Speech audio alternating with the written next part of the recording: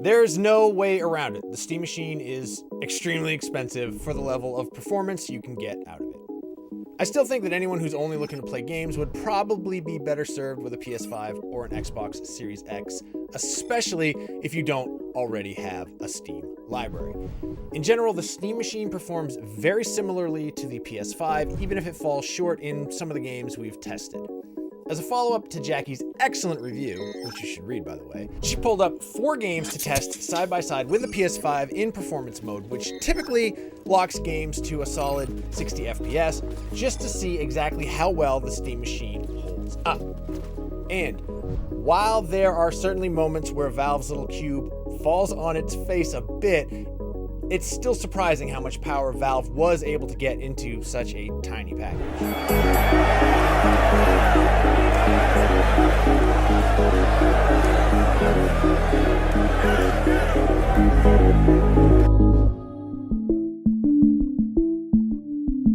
First off, it's so hard to directly compare the PS5 and Steam Machine. PCs, like the Steam Machine, have way more room for adjusting the way that games look and perform, while consoles will typically have 2 preset options that don't really give you a good idea of what's changing. In general, console games tend to be optimized around specific frame rate targets, changing the internal resolution in order to maintain it. There are some games that'll let you do that on PC for sure, but typically it'll just automatically adjust the upscaling factor for DLSS, FSR, XESS, or whichever other upscaling method the game uses. For the games that don't support dynamic resolution, you have to dial in the settings yourself. Typically this means you can scale down the image quality enough to get more than 60 FPS in most games, including on the Steam Machine. But particularly busy scenes might cause the frame rate to drop below that target. That doesn't sound great, but look, that's just PC gaming, baby. Jackie's approach when running weaker hardware, particularly when she's reviewing something like a handheld gaming PC, she's targeting a frame rate higher than 60 when possible.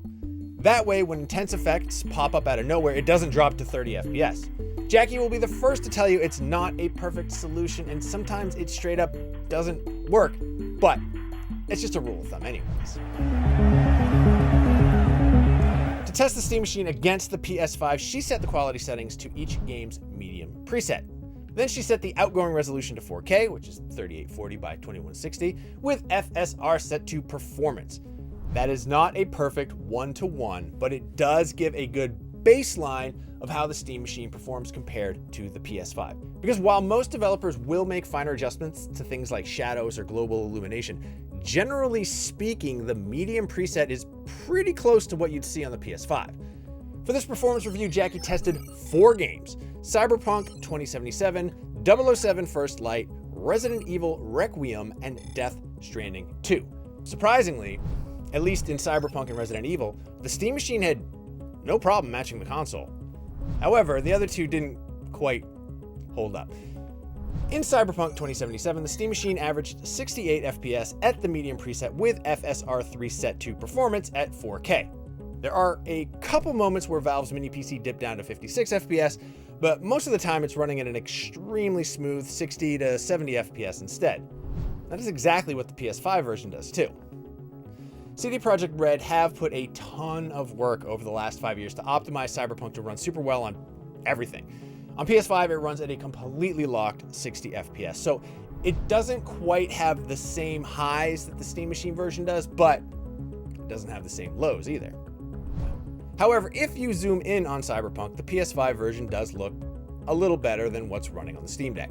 For example, if you zoom in on Jackie's earring, you can see much more detail on the PS5 version. Likewise, zooming in on the wallpaper behind him, the little designs are more blurry on the Steam Machine, and this is a side effect of the lower texture quality on the medium preset, and there is probably enough VRAM budget left on the Steam Machine to tweak that.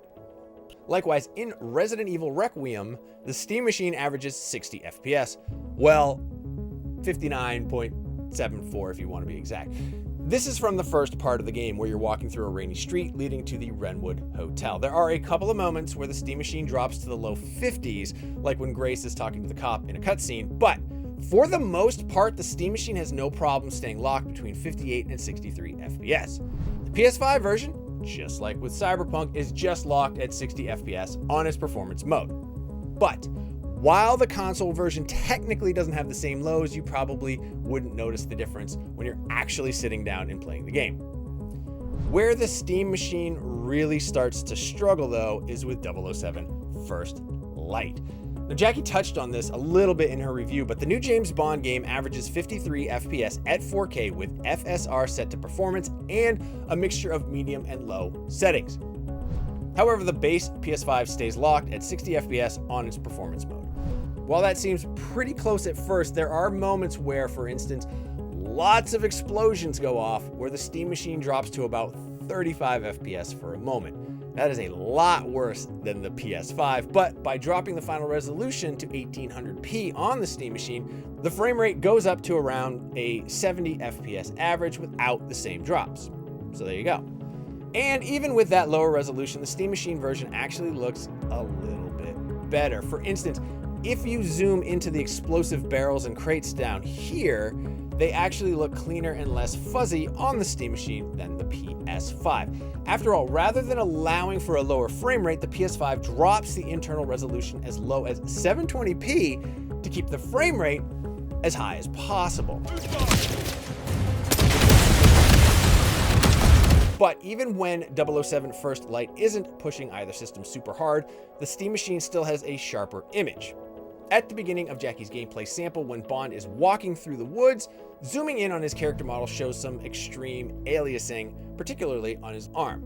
Next to him, vegetation has more robust shadows on the PS5, but at the cost of resolution. You can make that same trade-off on the Steam Machine too, but Jackie and I are both in agreement here. Neither of us would take slightly better shadows at the cost of a fuzzier presentation. Then again, being able to make that choice in the first place is what PC gaming is all about.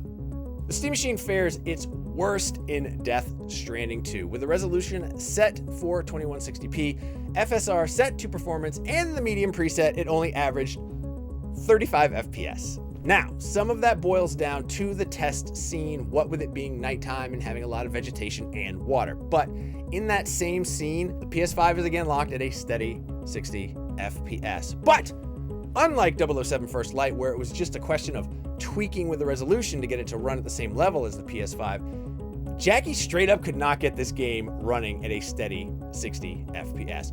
Dropping the resolution down to 1440p and lowering the settings to the low preset, the game still set around 45 to 50 FPS. It wasn't until she lowered the output resolution to 1080p at the medium preset and enabled dynamic resolution scaling that she was able to get a stable 60 FPS in Death Stranding 2.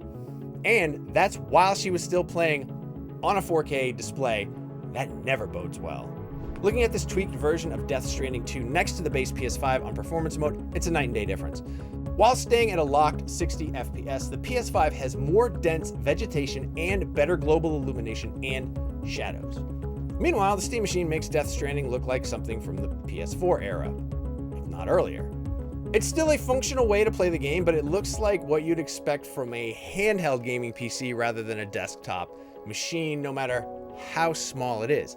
Keep in mind, though, that Death Stranding 2 was one of the biggest PS5 games of last year, so it's not crazy to assume Kojima Productions put in a bunch of extra work, really making it look great on the base PS5. But even then, the gap is still very hard to look at.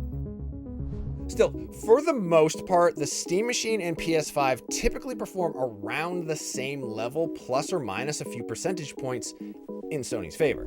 So even after this testing, Jackie still recommends anyone that just wants a pure gaming machine, just stick with consoles for now. The Steam Machine still is, at its core, a mini gaming PC. Any PC that's as small as the Steam Machine, and as a reminder, it is really small, is going to have some kind of trade-off. It's worth remembering that the Steam Machine is nearly a third of the PS5 size and doesn't get anywhere near as loud under load. That's still not going to be enough to make the $1,049 price tag worth it for a lot of people, but if you're in that niche, you're really not losing that much performance by buying a Steam Machine, at least if you're not playing Death Stranding 2. For more on Steam Machine, check out Jackie's review of the Steam Machine, and for everything else, keep it right here on IGN.